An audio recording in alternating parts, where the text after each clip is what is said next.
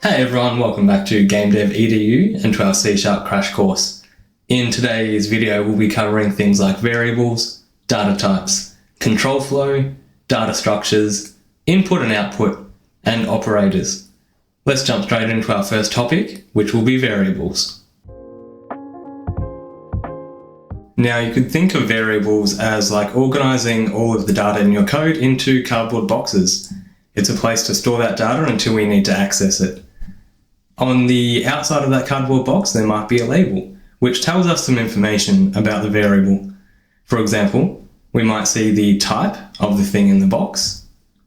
You might also see the name of the thing in the box. That tells you a little bit about the data or the information that's stored inside.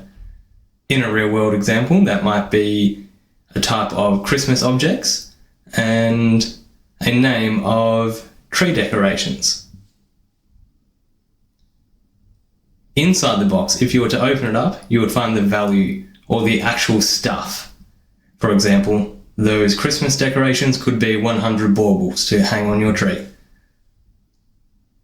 So what does this look like in code? Let's find out. We first need to understand some data types that we'll be using in C#. Things like integers or whole numbers, which is written as int. We also have single precision or floating point decimal numbers, written as float.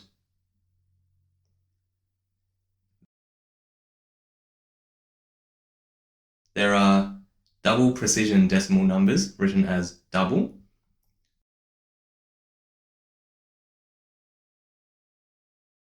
Some text data types include characters, surrounded by a single quotation mark and written as char, C-H-A-R.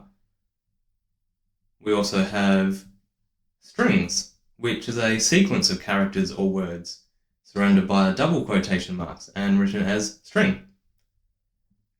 We also have booleans, which are a true or false check, written as bool. So these are some common data types that you'll be using regularly in C#.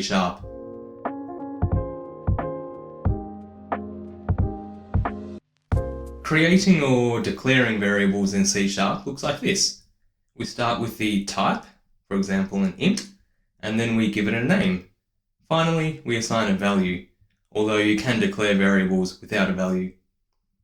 Some other examples could be a float named my decimal number, which we can set to 3f. Note the f after that. Every time we use a float, we should put an f after the number.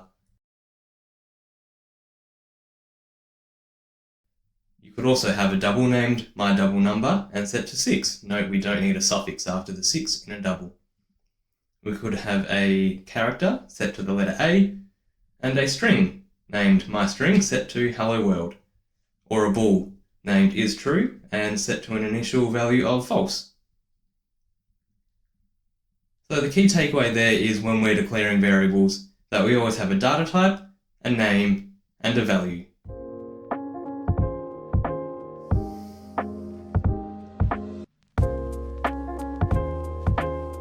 Let's also look at a couple of data structures, arrays and lists.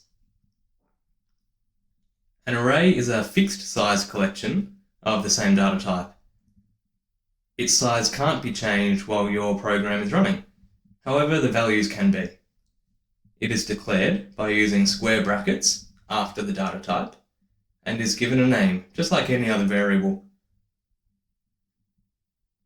An array of integers could be declared as int, square brackets, my int array as the name, and then inside these curly brackets are the values, or the individual items we'll be storing together. A list is a dynamic collection of the same data type, being that the size of the list can be changed during runtime. The syntax for declaring a list is list, followed by the data type in chevrons, and as usual, a name. The value is equal to a new list of the data type, and you can choose to assign initial values here, or use the list.add function to do it later.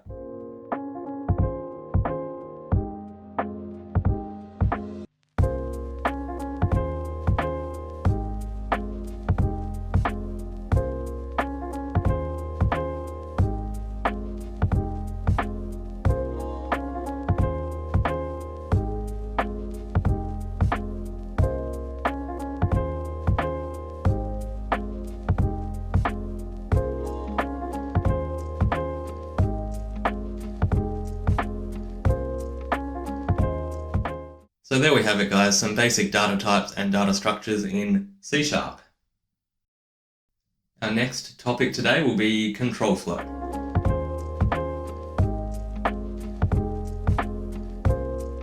For now, we'll just be exploring if statements. Now, if statements use conditional logic to determine which part of your code runs, depending on something being evaluated as true or false. In C#, the syntax looks like we start with if, then in parentheses we put the thing to check or to be evaluated.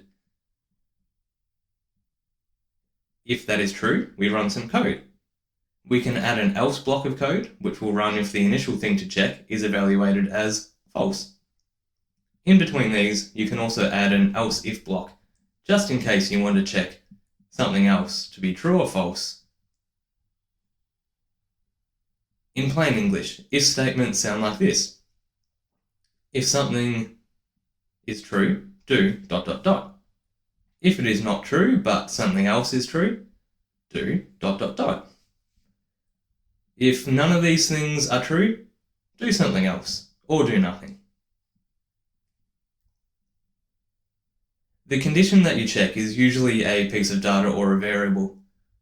For example, we can check if my whole number is equal to a value, say 1, and if it is, we will do something. Otherwise, if it's not equal to 1, but it's equal to 2, do something else. But if it's not equal to 1 or 2, do something else or just do nothing.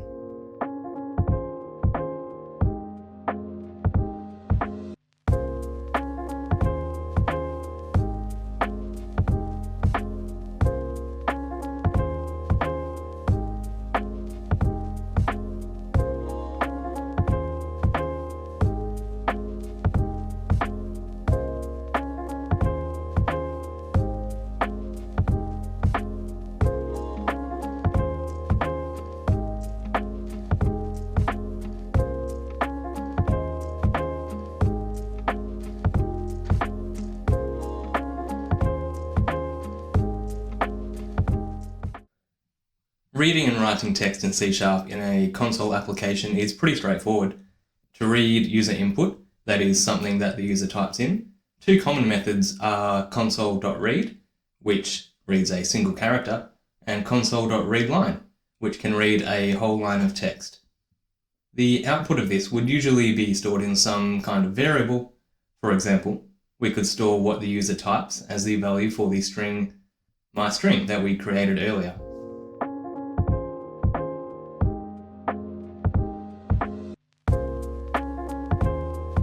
So if the user input hello world, myString would be set to the text hello world.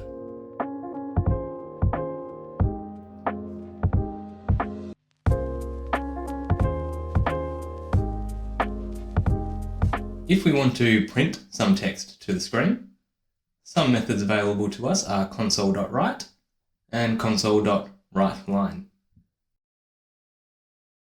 Console.write prints a line of text to the screen and does not add a line break afterwards, whereas console.writeLine adds a line break after the text for us.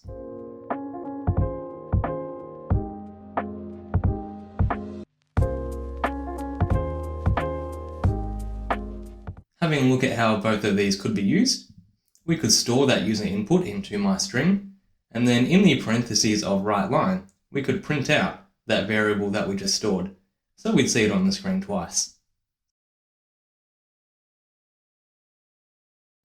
So we're up to the last topic for the C# crash course video, which will be mathematical and conditional operators.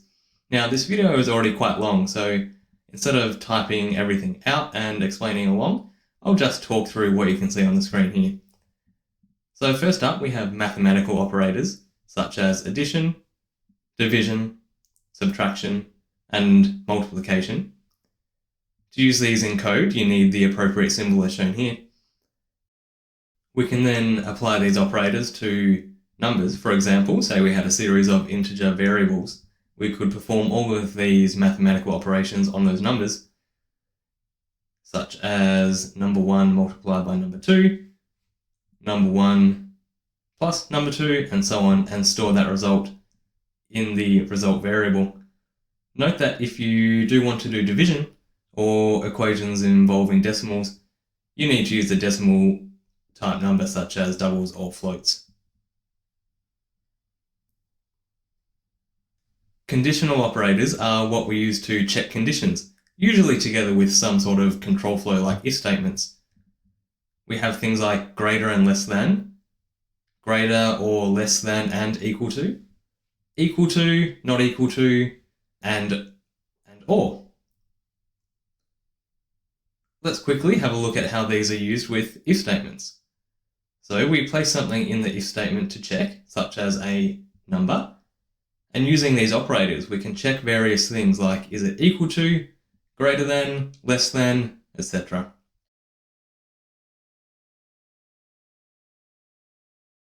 We can use the AND operator to add extra checks of data here, for example, to see if two different numbers both meet a given condition.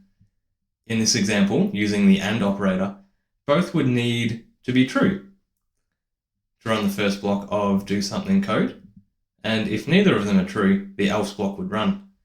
If we change the AND operator to OR, then only one of the checks would need to be true. Okay guys, that's it for our C# crash course. We'll be covering all of these topics and more in greater detail and depth in their own individual videos in the future, so keep an eye out for those. In the description you can find a quiz related to this lesson, so please do take the time to go through it and see what you've learnt and still need to go over. If this video was helpful, please consider liking it and subscribing to the channel. It would help us out so much. So thanks for watching, and we'll see you next time on Game Dev EDU.